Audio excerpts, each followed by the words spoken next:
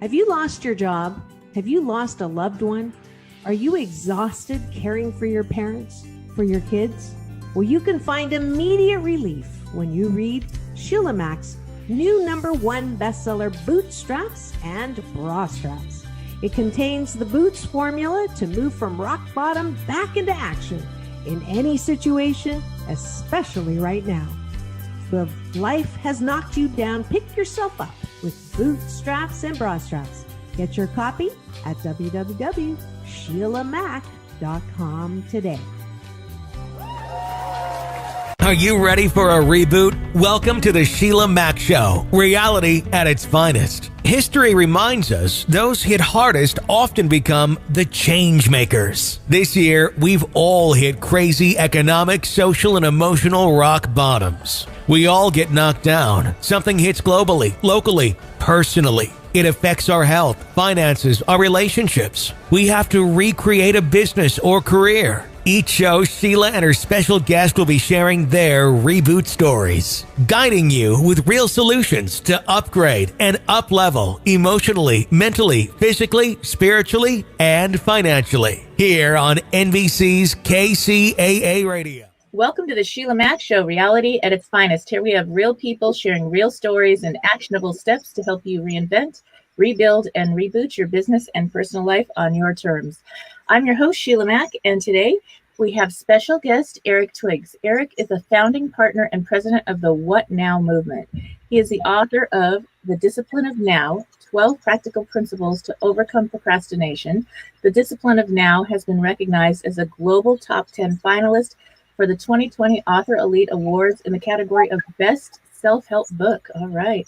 And this recognition was based on the combination of the following criteria: cover design, content, popularity, and social contribution. Eric is also the host of a weekly inspirational podcast titled The 30-Minute Hour. He's a certified business and life coach, and Eric has conducted over 28,000 coaching sessions helping executive leaders and entrepreneurs who have moved from feeling frustrated to finding fulfillment. All right, welcome to the show, Eric. Hey, Sheila, it's an honor to be on your show. Thank you for having me. And one of the things I always like to ask people is, this show actually started after my best-selling book, Bootstraps and Bra Straps, the formula to go from rock bottom back into action in any situation. And this last 12 months or 14 months now, we've had every situation, things we couldn't even imagine happen to us globally. And so I'd like to start off with maybe, do you have a time in your business or personal life where you experienced a difficult situation, and how did you get back on track? So my time was back when I was in college. It was my senior year at Hampton University, and I'm having this conversation with a friend of mine. His name's Donnell. Now, he and I, we were a little different. He was all about his purpose. I was all about the party. But he would always give me a hard time and say, "Oh, Eric, you need to get serious. You need to figure out what it is you want to do with your life." And I'm like, "Man, loosen up. You know, are you coming to the frat party with me or not?" And several weeks go by, I don't talk to him. But then I get a phone call from his mother informing me of the fact that he was killed in a car accident. It sent me a serious message. It sent me the message that maybe we don't have the time that we think to do the things that we want to do. And that's why that's the experience that really inspired me and motivated me to focus on how I'm spending my time and overcoming procrastination and helping people to overcome procrastination as well. Wow. Yes, that is a difficult time at such a young age to lose a loved one or family friend. Very difficult, and something that kind of wakes you up. Definitely. We lost a young girl that was my daughter and son's best friend all through elementary school on. And it was the same thing. It was a car crash that it was somebody else. They were racing, and it had nothing to do with her. She was going home from work. She worked at one of the amusement parks in California. And so it was very difficult for everyone, but it changed my young children. It changed how they looked at life, because you don't have a concept of mortality at this young age. You're supposed to have fun, right? Right. I was the one having fun too. So I get it. Yes, so those are the things that happen to us. Now, I'd love to hear more about your book and what's inside the book a little bit, maybe. Yeah, so my book, it's The Discipline of Now. I think I just so happen to have a copy right here. All right. Just so happened. 12 practical principles to overcome procrastination. And the thing that makes my book different from the others on this topic of overcoming procrastination is that I've developed what's called the procrastination prevention pyramid. It's a model, and it's got 5 levels. And if you follow the 5 levels, you'll find that you've overcome procrastination. Now, I put this model together based off of the experiences from over 28,000 plus coaching sessions with entrepreneurs and executive leaders. Wow. So okay, I procrastinate in some areas, but not in others. So I don't really love like organizing, reorganizing, cleaning. I do it because I have to, but there are times when it'll kind of go to the bottom of the list. And, if somebody asks me, let's go have a drink, coffee, I don't drink, but coffee or something, let's go to the neighborhood concert now that the music is back live. I'm like, okay, what house, what cleaning? So what is the secret to overcoming something you procrastinate on because you just don't like it? Well, see, that's pretty common. That's called task aversion. So really, like the root cause of just about all procrastination is discomfort, right? There's something that you're not comfortable about as it relates to that particular task. And so task aversion is very common. So the key is to understand this. And I wish someone, Sheila, had told me this like earlier in my career, that just because something has to be done, it doesn't mean that you have to do it. Yes. Right. So you have to recognize that. Is there a way that you can outsource it?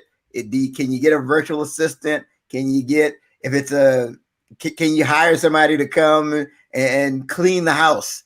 There's a lot of ways to get around it.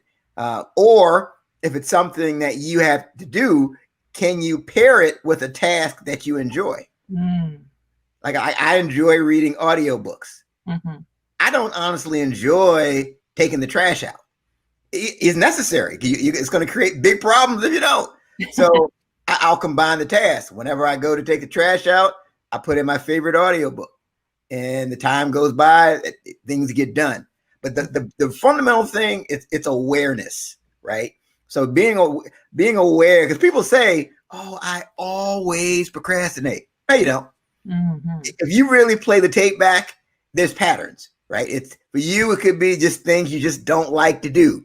Mm-hmm. For other people, it could be whenever it's something that's going to move your business forward because you're afraid of what that's going to look like. So really pay attention to those patterns. Wow, that's a good point. And yes, I confess, I have always had help in my house, but then with COVID, we barely actually have somebody coming to help me this weekend, and I'll be right there next door working together to reorganize things. But that's something I didn't have for this whole time. And all these years I've worked 10, 12, sometimes 16 hours a day. And I get home and it's like, I'm kind of tired. Let me do the minimum. And then I want to go have a social life, go out or spend time with my family and friends. And, so it kind of certain things get put aside that you would normally have somebody else help you with. And usually I help with them, but it's like, then you're not alone. So right. At least for me. So that does make a difference. Wow. And one of the things I wanted to ask you is with your book, how did that go as far as, was this your first book and writing the book? What was that process like for you? There's lots of new authors listening in all the time. So I had written an ebook before. It's actually on my website. It's called One Moment in Time, Preparing Your Life for Your Defining Moment. This is my first official paperback, audio, the whole deal. Right? Yeah. So the process for me is, and this is one of my big takeaways and this can help any new author, is to get out of the habit of trying to write and edit at the same time. Yeah. That was a big stumbling block for me. And so finally it clicked in. I went to a writing clinic and they had us do this exercise where you just had to whatever came to mind, no matter how crazy it sounded to you, you just had to write it. It was like a free-flowing writing style. And literally, that's how I wrote the introduction to the book. Because I just wrote what came to mind. They timed you. And I looked at it. I was surprised. I was like, wow, that was really good. So that's the key. And so I would say, don't write and edit at the same time, and think about the outline format. That's what helped me, making an outline, putting the title together, putting the outlining the chapters, and then it really made it easier for me to go back and add content from there. Nice. And then how long did that take to write the process? Well, see, the total time took 6 years. The total time to write the book, because as your procrastination prevention partner, I was procrastinating for the time. It's there's irony in procrastinating on a procrastination book, but it wouldn't. Now I will say a lot of that was good, because there were things that came to me that wouldn't have made it into the book, because it took long, and I had certain experiences and revelations that I was able to add to it. Yes, that is so true. I didn't think I had writer's block or procrastination with my book writing, but there were a couple of chapters where I was just like, I don't know. I know I want to write something, but what is it? And I recall this one time I was actually at a beautiful hotel, and I was waiting to close escrow on a house that I was going to move into. So it was like in between houses, you have to stay somewhere. And I said, well, I'm going to pay less for my new house than I sold. So I'll stay at this beautiful hotel and it was like almost a month. And I was writing in the room. I literally ordered Amazon and had the little freezer and microwave. I didn't eat out, even in the hotel, nothing. I was just working. And so I said, okay, I'm going to go spend, I don't know, $50 on a meal. You know how these very fancy places, they're super expensive. Like, I'm going to go spend $50 on this meal when I'm already staying in this hotel. So I went, and I ran into the most incredible two ladies. Actually, nobody was there. It was like in between mealtime, but they were still open. And so the lady that shows you to your seat and the waitress, they both started talking to me. And my chapter was on careers. Both of them were middle age, and one of them wanted to switch careers. And I was telling them about the book, and the next thing you know, we got to talking about careers. And the other lady, she had her children young. She ended up with 5 children. And what happened was she didn't graduate high school because she got pregnant really young. And so she didn't know she could go to college or how hard that was going to be. And she never really figured it out. And I was like, wait, nobody's here, sit down. And they joined me for dinner, and we talked, and I gave her some guidance, because I have 6 children that are now grown, and got them all through college, and told her all the secrets and how to get the financial assistance she needed. And I said, I'll help you with the forms if you need anything. And the next thing you know, 2 or 3 days later, she was in college, and the other lady switched her job, and now she's working with airlines. And so it was kind of amazing. And I actually said, can I have permission to add your stories, change your names, all that in the book? Because I really feel I was so guided. I didn't even, the food was incredible, but it was guided that I met these 2 incredible people. And actually, we helped each other so much. And I said, there's so many other people on this planet that have the same stories and need that advice. And it goes deeper, of course, in my book, but that was it. So sometimes we have to step away. What about that with other procrastination, as far as stepping away to come back, or when you really are at a block with it? Or Yeah, I think there's something called recovery, right? And I think that's important. And a lot of times, if you're just, because you and I, we probably have the same tendency. We just want to keep going. But one of a peak performance principle is to stop and rest. And a lot of times, I find after a rest period, the ideas start coming back to me a lot better. Or even if I stop and I take a nap and I wake up, and let's say if I was struggling with an idea, sometimes when I wake back up again, the idea comes to me.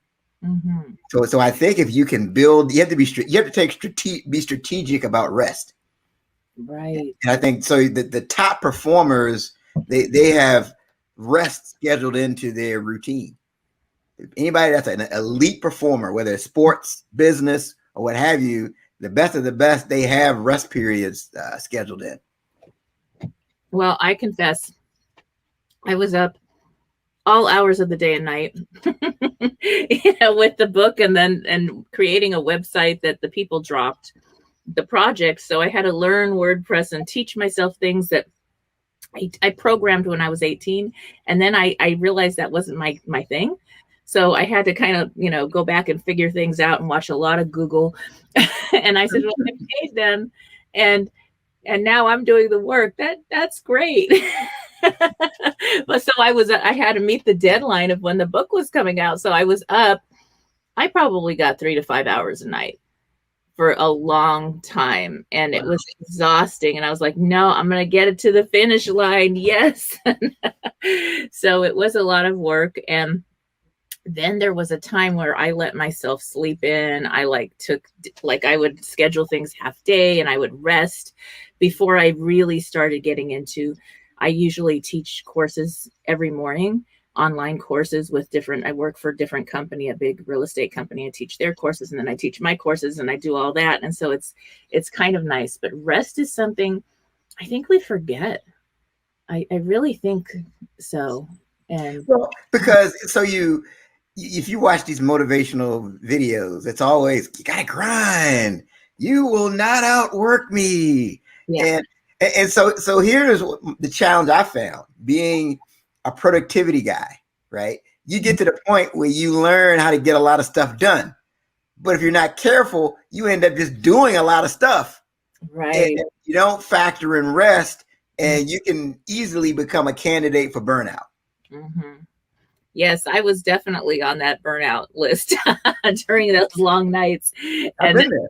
Yeah. Like, wait, I am not 21 anymore. This is just not working out like it used to. So there's a certain point where it doesn't matter who you are. You've got to honor that requirement for rest. And then there's like the 80-20 principle, Paratios principle, about how really it's 20% of what we do really makes all the difference. And when I heard about that, I was like, oh my gosh, yeah, that's right. That's 100% right. What am I wasting my time on? Like you said, what do you really not need to do that you're doing just because you're supposed to do it, or busy work, or for somebody else that's not really serving your business or paying you in one way or another. So yeah, you can never confuse activity with effectiveness, right? Just because you're moving around doing things doesn't mean you're doing the right things. And I even mentioned that in the book about the 80-20 principle, where 20% of the things you do are getting you 80% of the results. I found that to be true. Yes. So for people that are really busy this year, because now a lot of people still are having their children at home, and they're working, and they've got now they're teacher / mom or dad, and you're, got the serious business in one room, and then you go to the other room and you're okay, kids, go do this or whatever, and you're guiding them. What do you suggest for staying productive when you have these distractions? Really, and you love your kids. We all love our kids, yet it's like 2 full-time jobs. That's the exact situation I'm in. We've been homeschooling. So I think there's a couple of things. Number one, I do something that's called the power list, where you make a list of your top 5 priorities for the day, right? I just believe that if everything is a priority, nothing's a priority, right? So you have all of these things. So I always have, you ever see me? I always have a 3x5 card. Mm-hmm. That's with me at all times. And so at the end of my day, I'll make a list of 5 critical things that I need to do for the following day. Mm-hmm. And it's very important to do it at the end of the day, because a lot of times when you go to sleep, your subconscious will go to work and give you ideas on how to execute on some of the things that you wrote down. Mm-hmm. And from there, the focus is your priorities, and your priorities should match the goals that you set for yourself and things that you're working towards. So So yes, you may have a lot of things going on in the house, but the question is, did I get my priorities done? Yes. Wow. I think I'm sort of using that without knowing I was using that, because I will really focus on certain things and other things will be like, okay, that's good. I really want to do those things, or I care about them, but it's not a priority today. And I don't think there's any way I could function without having that because then you'd kind of be all over the place and nothing would be 100% complete ever. And that would be very frustrating. I think almost disempowering, because you're putting in so much effort and you're not getting any results in any area of your life. And that would be just like, okay, I am on this is the treadmill. So yeah, that makes a big difference. I'm going to get the 3x5 cards out. I have a whole bunch in my office. I think that's a great idea to just have it as a reminder to just, okay, this is what it's okay. And at the end of the day, to give myself credit, there's something about a victory or a celebration while you're on that process of doing your goals or whatever, getting things done. What do you suggest for that? So you get a dopamine rush, right? Mm-hmm. So, and I try to encourage people. Yes, I know we're in the electronics age. You could do an electronic. I think it's better to write. Yeah. You write it down. It's a stronger link to your brain. And then you get a dope when you're checking off that you did something, you get that dopamine rush. Mm-hmm. And, it's almost like a natural high that you feel. Yeah. And it's very rewarding. But you have to celebrate. And the other thing I have people to do is to focus, to track their wins, right? I have people start what I call a win log. And that's where it could be the slightest, smallest thing, right? It could be, I got a 5-star review from someone today. It could be, I made a sale that I never thought I was going to be able to make. And I tell people, the more you track your wins, the more wins you'll have to track, because we're wired to focus on negativity, right? The studies show that 80% of the thoughts that go through our mind are negative. Our self-talk tends to be negative. So if you focus on the wins and then celebrate, if you get into yes, I got a 5-star review. Excellent. Yes. Yeah. Tell you start building momentum. I have people, I would ask them, tell me about your wins. And they couldn't tell me anything over a whole week or so. Wow. And after working with them for a while, they have 5, 6, 7, 8 things they're telling me about. And if I don't ask them, they'll cut me off mid-sentence and say, no, wait a minute. You didn't ask me about my wins. I got to tell you about all this great stuff that happened to me. Yes. Wow. That does make a difference. And it is something that even as parents, we're both parents, and parents listening in, celebrate your kids' wins, especially this year, because this year is a scary year for everyone. And it affects our children. They see the emotions. We could pretend it's all good, but they see our emotions after we hear something new on the news, some new, incredible, interesting thing crazy thing going on. And they see us and they feel that. And so to focus on the wins, focus on the positive, and reassure them that we are good here, and to celebrate what we can now, even though the craziness is happening on our planet and things aren't the way we wish they were, we can celebrate those wins every day. And I think that's something, even when you're reinforcing positive behavior, to celebrate the good instead of just picking on the bad so they don't feel so bad. They give up. I think children give up. Oh, sure. And I think you have to recognize progress, right? So let's say your child is a C student, but all of a sudden they get a B. So you have to recognize, okay, yeah, you may want them to get an A, but you have to recognize the fact that now they've gone from a C to a B. Mm-hmm. Because I think what happens with some people is they check out. They say, you know what, no matter what, they're never going to be happy. I can't win. And they just check out. I see this with adults all the time. So it's very important to recognize the progress. Even if they're a D student and all of a sudden they start making C's, you have to recognize that progress. Yes. And then that goes, you said adults, that goes to the workplace. If you're leading a team or working with a group, even if you have coworkers that you work with in team team projects or whatever, to notice the positive and be positive instead of just saying what we didn't do. We didn't meet this goal this month. What did we do? And then how can we adjust to make it better next month? But that is something that's really important and something we forget, I think, this year more than ever, this last 14 months, because things are serious. A lot of businesses are rebuilding and reorganizing and trying to just stay afloat.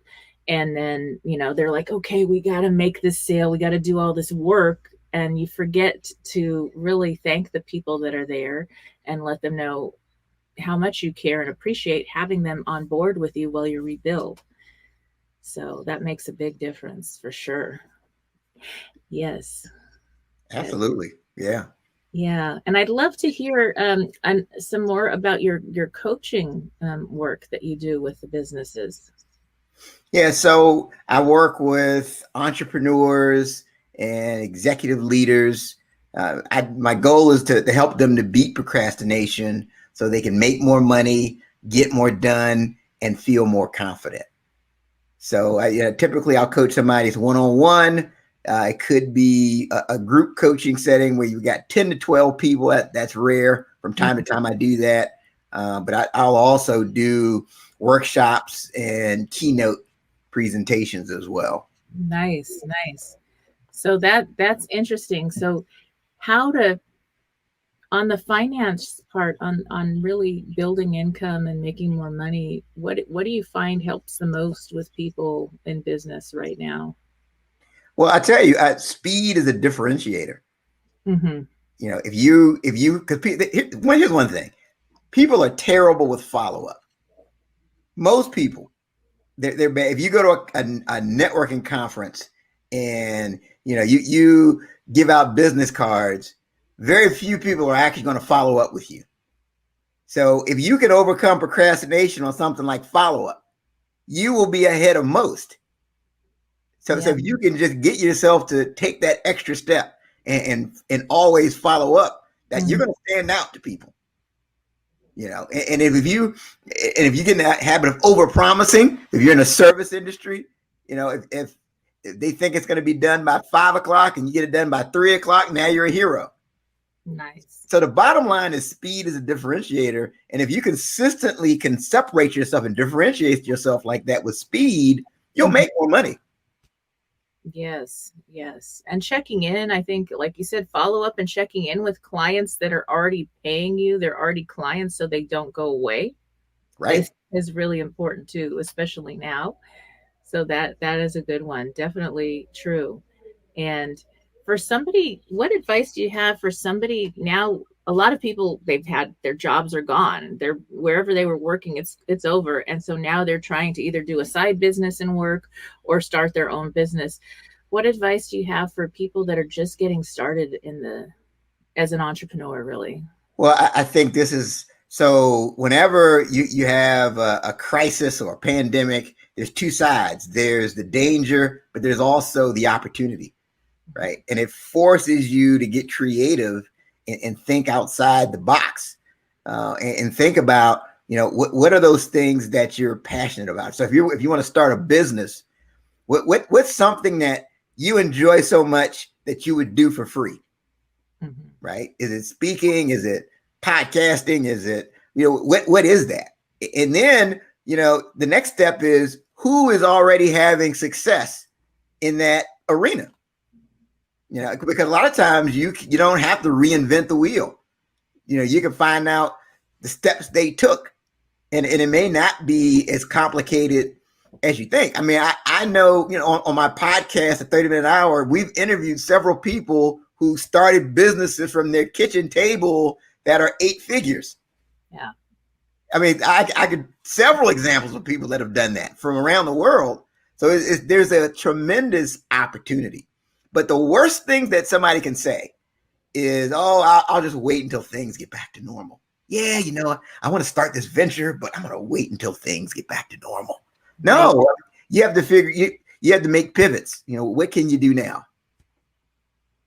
That is so true. And I know for me, we experienced a loss in December 2019. I lost my youngest son. He had a heart condition, and it Sorry was for your loss. it was really hard on our whole family. And my book was supposed to come out January. And I said, no, I'm going to put it on hold. And we did have our time. And then the pandemic hit, and we were like, oh, really, we don't need this right now. But it happened.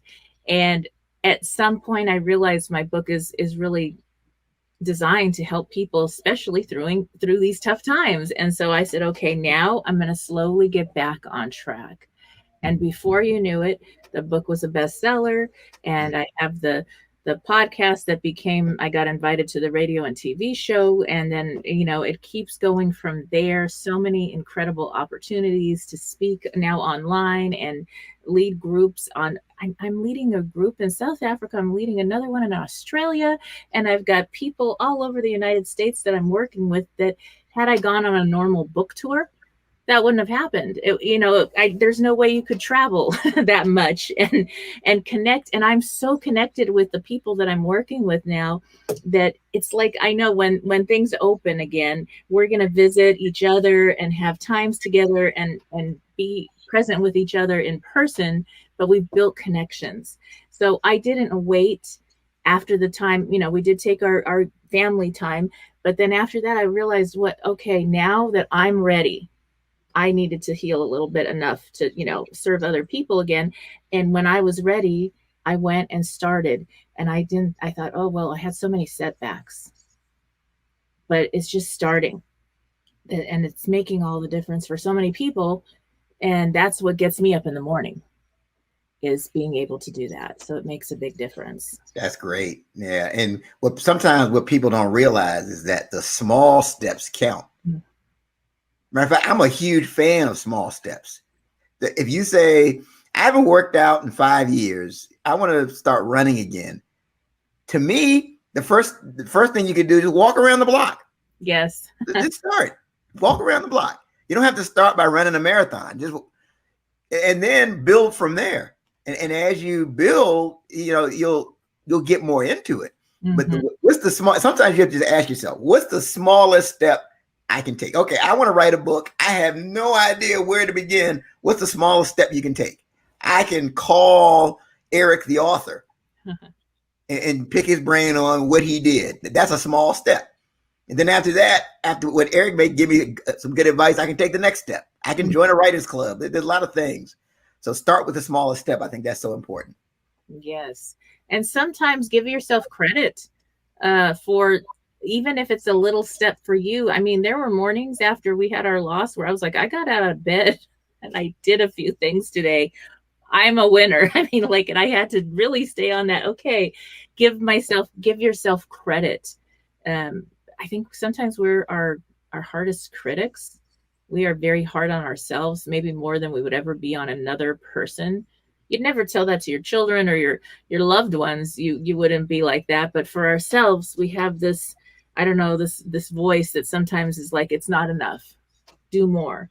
And so when you switch that to, okay, I did this little thing, then it's almost like, okay, I have permission to do more. And if I didn't, I'm not going to attack myself with the bad talk. And that's a good way to start. I think it's something that is a habit. I don't know where it comes from, but once you overcome that, it really does make a difference. I agree. I think it also helps you to if you make mistakes, mm-hmm. It helps you to stay on the right road. Because I went through that as well, where earlier in my career, if I made a mistake, I dropped the ball, I would just really beat myself up. Right. And it was harder for me to recover and stay in the moment. Where now it's okay. I made a mistake. What did I learn from it? What's the next thing? But it's taken years of that. So now what you said, I mean, if you can get to the point, if you can not be judgmental or criticize yourself, that goes a long way. Mm-hmm. Yes, that does. It makes a big difference. And so let me see now, what is something that you would tell your younger self if you could go back in time? What advice would you give your younger self? That it's better to stand out than to fit in.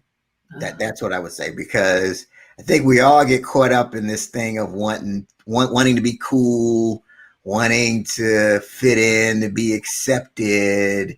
But I think there's value in being different. Mm-hmm.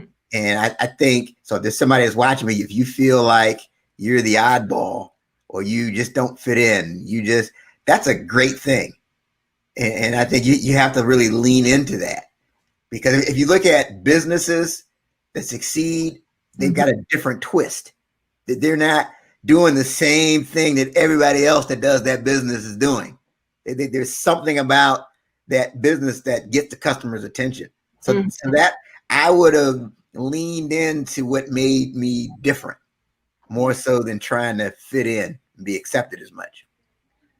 Yes. And that's something that I think it starts in school, maybe, I don't know, where, you have to wear what everybody's wearing, the latest fashion, or say what everybody's saying. Everybody's hanging out. And there's a certain point in your life where you realize, okay, this is great, but I'm not even enjoying this. I'm just doing these things because everybody's doing these things. And that's when you're able to finally kind of find your peer group that's aligned with who you really are. And when you think about young children, they're in their essence and their truth before they learn to conform to what you're supposed to be. They're who they are. And everybody sits around and watches them, and they're singing or dancing or, doing some kind of sport. And they're just in their essence and truth. And it's like, wow, they're not an ego. They're not competing with anyone, but they're incredible. And that's who we all are. And then we lose it because we listen to all this stuff about have to, sit quiet, raise your hand, don't ask any questions, and don't question anything, and follow this this one sitting desk job 8 hours a day or something when you're like 8, or you're bad. And it's like, when you're 8, really? Right. So that makes a big difference. I think one of the things I did with I have 3 children of my own, and then 3 children that we adopted. So they're all ours now, but they're all grown. And one of the things was I always taught them to question, to have discernment, to think for themselves and to be themselves. And let me tell you, when they became teenagers, they questioned everything, especially me. I was like, wait, no, not me. So as its rewards and its downfall. But I was so grateful, because when things weren't right, even if it was a teacher maybe, or somebody that wasn't aligned, that was telling them something that was completely not ethical in their minds, they would come to me right away and they would say, you know what? This doesn't feel right. There's something that we need to talk about. This, I don't know about this. And then you'd notice, okay, yes, everybody else has the same situation, but nobody says anything. And so that's important. And really, when you're reading books and you're listening to trainings and you're learning from different people, it's the discernment that, even the training for your book, it's still yours. So you still have to put it through your own filter of how you want to show up. So it's your truth coming out. And it's so refreshing, because everybody's like, oh, thank goodness. It's that mask that we've been wearing. It's like the other mask that they have us wear to pretend we're something we're not and to conform. When we take that mask off, that's when we all have freedom, and everybody's like, oh, thank goodness. I mean, think about when you go to the grocery store and you got to wear the mask, and everybody rips the mask off as soon as they're outside. They're like, oh, air. And so that's the same thing in a metaphor that I think maybe the universal pause has been really trying to share with us. Yeah. I mean, essentially you say that our daughter, she asks questions, and I'm trying to encourage, cultivate that. I'm like, Aaron, keep doing that, because that's a great habit. It's called intellectual curiosity. And, I was reading a book, was it Think Again by Adam Grant. It's a great book. And they did this study of the most successful presidents in the United States. And the one trait he said they had in common was this intellectual curiosity, right? So if they were in a room, they were always asking questions. Well, why? Why do you think that way? Even if it was people that were on the opposite spectrum from them, they were asked, well, why do you feel? Why do you disagree? And as opposed to just blind, most people blindly accept what's presented to them. So I think just asking questions and just getting in the habit of challenging that status quo It's critical. Yes, that is so important. That's something, one of my years ago, I was a teacher to help all my 6 children go to these schools. And so I did Montessori teaching, and then I did Waldorf teaching, and the kids got to go free as long as I was a teacher there. So it worked for me because I really wanted to have my children with me as much as possible. And the trainer, the main person that started the Waldorf schools is Rudolf Steiner. And his teaching is that we need to understand all people, all cultures, everybody around the world, all the different religions. And when we're able to hear from their perspective and really honor them, we're honoring all of humanity, because all of us together are really one humanity. And so the children would learn through each culture that they would study, each religion through the years. You go through different cultures and religions. And I, as a teacher, had to learn as I went, because I went through public school. I didn't get to learn that. And it was incredible. And it changed my perspective on everything, because instead of this judgment, it's like, okay, let's really get to know what it would be like to be on this side of the planet, or doing this, or living this way, or having this religion that's so different from mine. And I just loved that.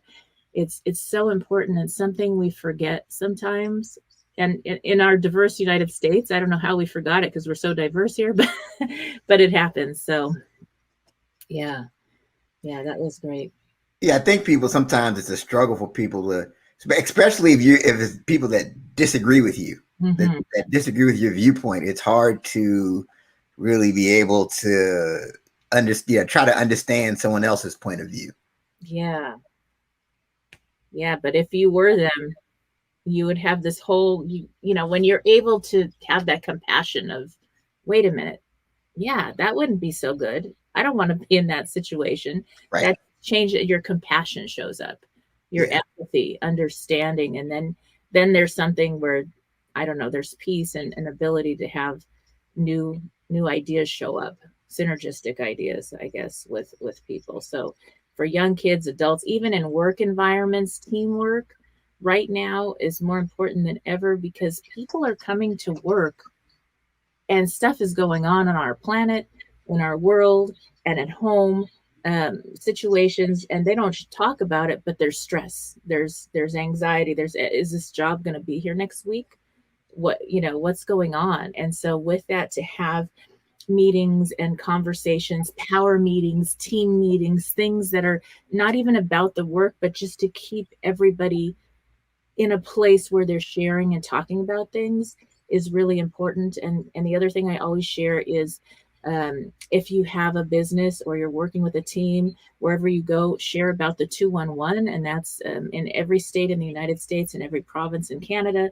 And that's where you Google 211 in your state, or you dial 211, and you get help for getting food on the table, help with maybe if you can't pay your bills, help with all kinds of, and any kind of mental health situation going on. Somebody's depressed, going through this crazy time.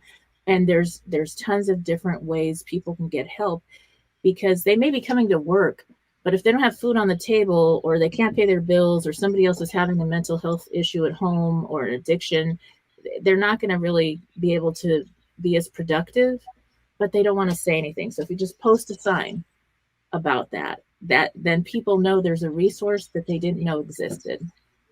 No, I think that's great. And so I talk to people, sometimes there'll be someone I'm coaching, and they'll say, oh, these millennials, they don't want to work, and you can't. It's not the millennial. It's just times are different. I think the days of it's my way or the highway type of being that type of a boss, or trying to have that type of a culture, it's not going to work now. Mm-hmm. People, you really have to pay attention to the whole person, and they have to feel like they trust you. It has to be more of it. People are not willing to put up with a bad boss like they were in years past. So I think the culture and how you talk to people and paying attention to, like you said, paying attention to what's going on. It just, I'm telling, just all the people I deal with, I'm always amazed at just the things people are struggling with. And you look at them, you'd have no idea. Exactly. You think they have it all together, but they're dealing with some serious issue, the mind-blowing issue that they're dealing with. And you have to understand. And sometimes it's better to lead with questions and just really get to know the person. Right. And for them to feel safe enough to share something like that. And usually when everybody knows in the workplace, you come together as a team and you help each other. Yes. But people don't say things, or they don't ask for help when they need it. And especially, I guess, us adults, we've come, you come to the point of you're a parent, you're an adult, you're taking care of everybody else, and you never ask for help when you need it. And, you're like, who do I go for help? Everybody's coming to me. Wait. So it's nice to have resources, groups, community connection, especially now. And that's going to make all the difference for sure. Now, getting back to your book on the procrastination, do you do a coaching program aligned with that, or does that just show up in every single business coaching session you do? Well, it shows up, but I do have a specific program. But quite often, there's usually something that's. So here's what I found out, right? If someone's stuck, like in their business, 80% of the time, it's a mindset issue. There's something with their beliefs and how they think, and there's usually something they're procrastinating on. So it helps to be able to unpack that. Because the mistake I would make earlier in my career was to try to focus so much on the result. Yeah. But it's really, there's that thing behind the scene. If you don't address that, they're never going to move forward. Right. Wow. So that's one key to like unlocking the procrastination, is to see what's really behind it. Yeah. What's causing the procrastination? Where is that discomfort? Sometimes we'll be talking and, I'll talk to somebody and 3 weeks in a row, they haven't done something. It could be like estate planning. I didn't get to it. I didn't have time. And I'll say, okay, what's really going on here? What are you, sometimes I'll just ask, what are you afraid of? And then there's just silence. And it's like, well, I am afraid of blah, blah, blah. So that discomfort is driving the procrastination. And if you're not aware that that's really what the issue is, you'll just keep doing it. Yes. Oh, that makes a lot of sense. I'm having breakthroughs here as we speak on my own procrastinations. Like, okay, that makes a lot of sense. And if you have a person in your work team, maybe you're a leader in your boss, whatever you want to call it, and you have somebody that's procrastinating on something, to find out what exactly is the discomfort, what can be changed, or is the person in the wrong position? Yes. Absolutely. That could be it. And a lot of times people don't want to admit that they feel like they're in over their head. So it could be that you've got a square peg that's in a round hole. Makes all the difference. Yes. Sure. I had these 5 gift stores. I started one when I was 23, and I had these gift stores. I ended up buying the other buildings, and I had a whole team. I ended up with employees. They were moms that sold really well at the department stores, but then they had babies. And I happened to say, well, I can't pay you commission. I can't pay you this and that. I can only pay you this amount, but I can give 2 nannies. I have this whole play area because I had my little ones. So I already had it. And I'll just add another nanny from the church, the retired ladies that love kids and they're bored. And so they would leave these great jobs to come work with us because they wanted to have their baby and take a walk with them or see them through the day and just know they're safe. And I did that. And then I ended up with these over 200 kids that came through my program that were in foster care. They emancipated, or they were getting ready to emancipate, and they have no work experience, but nobody wants to hire them. And so I had a very diverse work team of these moms and then these kids. And it was really perfect because the kids needed kind of the village of moms in our store. And my main manager was a top salesperson at a big department store. She came to work with me. And before she did that, she was a social worker. So she was my social worker. So it's interesting because the kids and even the adults would come in and they'd say, I want this job. And I would say, okay, I'm going to train you in every single position, but then they'll find what they're really good at, whether it's design or sales, and they'll find their voice. And then I give them a letter and they would get really, high paying jobs somewhere else because they needed that ticket to go somewhere else. And they were paid very well while they were with me doing the training as well. But that was the difference, because I didn't just stay to, no, you have this one position. I let everybody contribute. Like, it was really team building and teamwork, and to be able to have everybody have a voice. Okay, this is where we're at, and we want to make so much money, or this happened, and we got this one complaint about this product. What should we do? And I would open it up to everybody. We'd have these breakfast meetings and we'd all discuss it.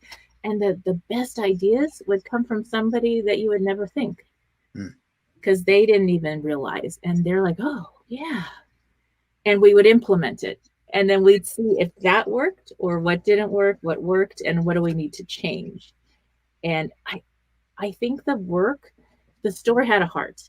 And with that, it was because we cared and we let people have that freedom. We actually were so successful because of that. We weren't, you just go do this one job that you're hired for.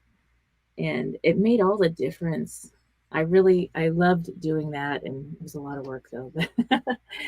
Yeah. No, that's great. And I'm a big fan of the different personality tests, because it helps you to identify what's the best fit for you, whether it's Myers-Briggs, DISC is really good, Wonderlic, there's all kinds of different tests, but it really helps you to find your fit, because long term, you can make adjustments and change, but it's hard to hold that long term, and you're not going to feel happy if you're in something that's not a natural fit for you for a long time. So I just think that's so important. Yes. So don't ever work for the money for long, because that never works out. Oh my gosh. Like my first job, 18 years old, working at JPL. I was a young mom. I needed a job. Nobody else would apply. That they had better grades than I did in the college. They got we all had our computer training certificate or whatever. And I go in and get this job, and I worked so many hours before and after work to keep up, because it wasn't my field.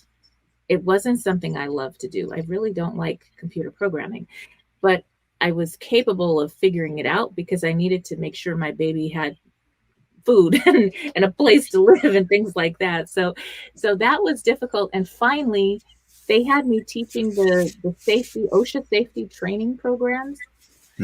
Like, I had everybody laughing. Nobody fell asleep. That everybody got signed off and certified. And that was what I liked. Leading groups and speaking and talking. That was fun. But sitting at that desk, I mean, even my body, I would go home and I'd have the carpal tunnel. I never did an operation or anything, but I'd soak my wrists in ice, and the back, the neck, all from, even my body was like, this is not what you're supposed to be doing. It's not. So sometimes when we're redirected, like this gift of the universal pause may be a redirection for anyone listening in, because now you get to go do what you're really here to do. Oh, absolutely. Yeah, no, you're 100% right. And, I know of people who they buy a franchise, for example, because they're so, it's a turnkey operation and you got this support, but it's not something they're passionate about. Mm-hmm. So now it's like they own this job that they hate. And I always advise people, so if you're thinking about buying a sandwich franchise, ask yourself, do you see yourself making sandwiches on a Friday night because your people called out? And do you see yourself doing that? And if the answer is yes, go for it. Go right ahead. But if you're like, absolutely not, there's no way I'm going to do that, I'm in it for the money, mm-hmm. You're going to be miserable. Right. Oh my gosh. I don't know how many times, holidays, weekends, that I would be the only one at my big store. Right. Because everybody called out for the the young kids for the concert in town, and the moms for something else going on that was at the school or whatever. And I'd be like, I'm all alone. And I would tell everybody it's okay, because I would rather not have you here if you don't want to be here, because my clients, the people walking in the door, are going to feel that negative energy and they're not going to buy. So Right. I'm paying you to be here and you just need to go do what you need to do. And I would make all the sales myself and that would be it. But yeah, so that is important. It's so important. It's going to make all the difference. Just get out there and try different things. The redirection. I was redirected and it was such a gift. It really was. And at the time you think, well, this is difficult. I lost my job. I got downsized. Whatever happened with COVID. I mean, this year is a year. People that have been in business 30 plus years have gone out. So it's definitely time to decide what you want to do with the rest of your life that's going to be a fit. And it's easier. Sure. Yeah. And the thing is, you don't necessarily have to, like, even if you're working a full-time job, but you feel like you've got another passion, you can explore it on the side. Right. You know, you kind of get yourself in the hallway. Yeah. And are there ways that you can on the weekends explore it and see if this is something that would be a fit for you? Mm-hmm. But yeah, definitely. I mean, you want to feel fulfilled. Yes. At the end of the day. Definitely. Okay, well, we are coming to the end of our time, Eric. It was wonderful to talk with you about all you're doing, and I'd love for you to share how people can connect with you to get your book or maybe sign up for some of your coaching programs. So you can visit my website, www.ericmtwiggs.com.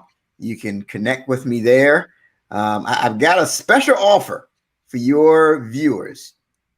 Basically, you go on your phone, you can text the number 474747 and then type in the words Twiggs, TWIGGS, time, TIME. That's one word. If you do that, you will instantly receive a complimentary audio copy of my book, The Discipline of Now. That's just a special for your followers. If they go ahead and text the number and type in Twiggs time, you get that. You get a free audio version of my book, The Discipline of Now. Outstanding. Well, thank you again, Eric. And for those tuning in, we'll be back after these messages. This is Sheila Mac. Thank you again for tuning in, and I have some homework for you. So go and get your copy of the new Bootstraps and Bra Straps, the formula to go from rock bottom back into action in any situation. It is now on Amazon, Audible, Kindle, and all major bookstores. And get ready to tune in daily as I share the Business Leader Reboot. So that is starting a business, side business, or extra income. I don't care if you're starting from zero, rebooting, starting over completely. We are going to go through the steps over this year slowly together to rebuild, reboot, and reinvent your business and personal life, or your career and personal life on your terms. And I will also be sharing about investing in properties and how to get some passive income going this year as well. So stay tuned. Tune in again right here on KCAA, the station that leaves no listener behind.